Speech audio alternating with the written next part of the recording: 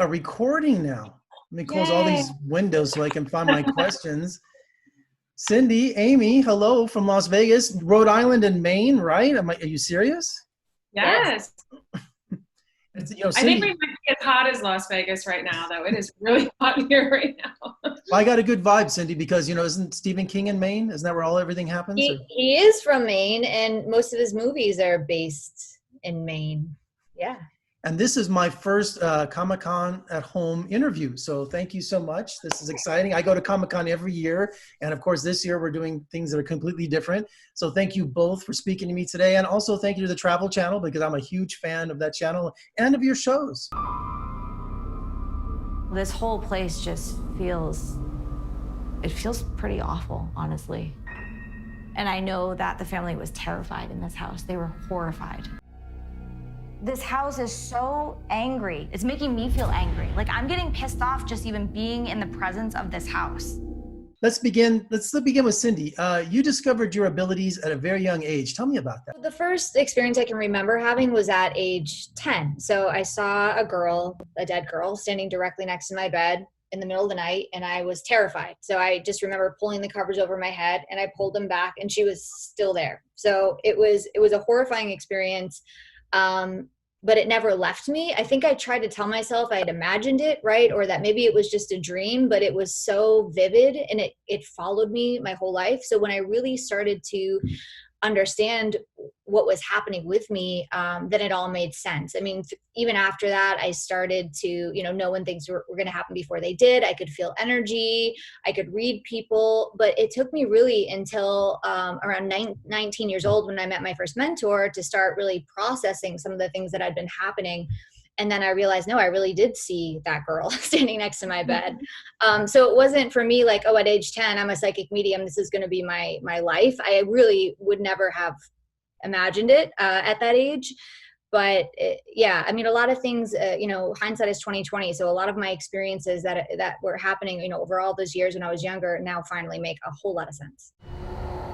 Oh, hey, Autumn. Hey. Hi. Sometimes we find in places like this, it's better if someone affiliated with the location comes in and just lets the spirits know what we're doing and that they can talk to us.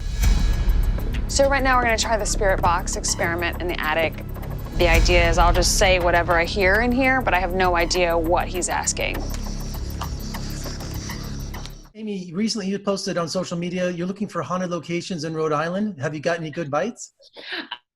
We're trying, it's hard right now because Adam and I can't, nobody really can travel. And so we're trying to find some cases close to home that we can investigate just to make life easier, because every time you leave a state, there's all these different regulations and rules. But so far, we've gotten some really good ones. So we'll see.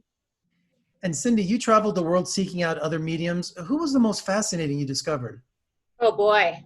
Indonesia is a magical country. I think I would have to say there are two healers in Indonesia that have completely blown my mind and changed how I view what's possible.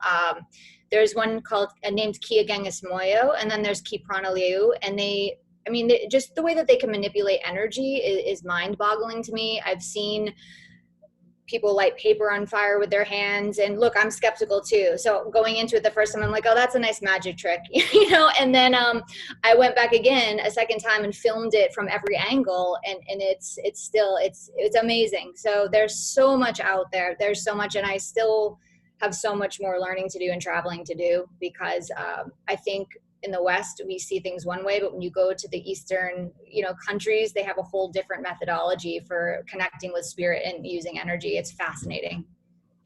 And Amy, for 20 years, you've been helping people who are besieged by otherworldly activity. Are all your experiences different, or do you see a pattern that happens over different families?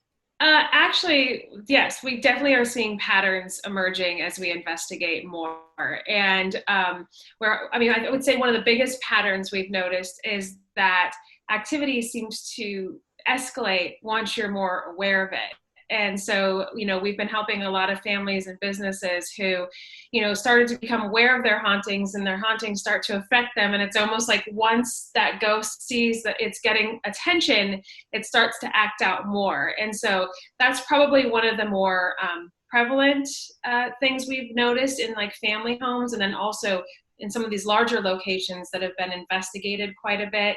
The more they're investigated, the more activity starts to happen. So there's a lot of intention and energy being put out there, we think, with this new interest in the paranormal. I don't want to say new, but with the more intense interest in the paranormal, and that is affecting things.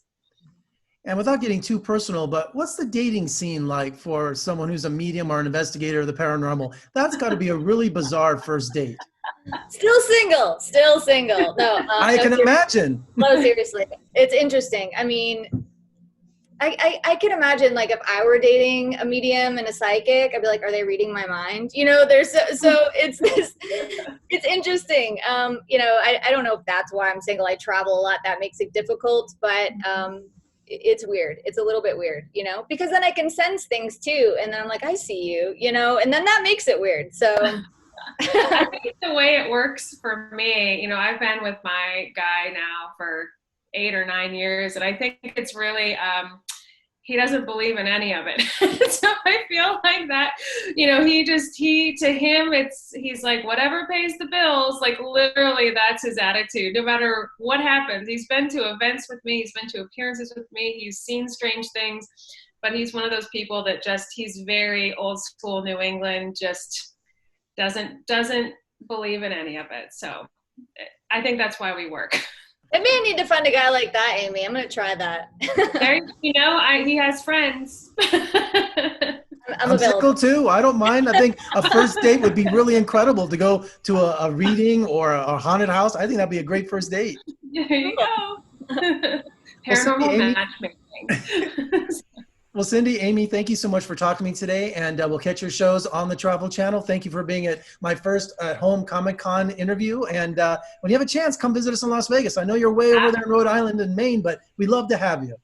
That sounds great. Thank you. Thank you so much.